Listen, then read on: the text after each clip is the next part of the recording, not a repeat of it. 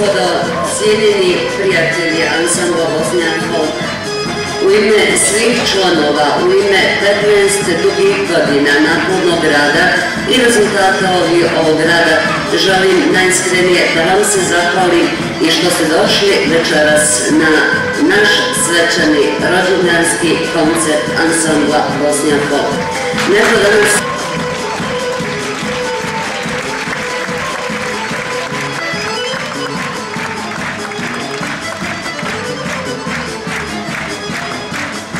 vidjeli varoške igre bošnjačkog stanovništva, a ansambla čiji je koreograf Ahmedin Huseinović.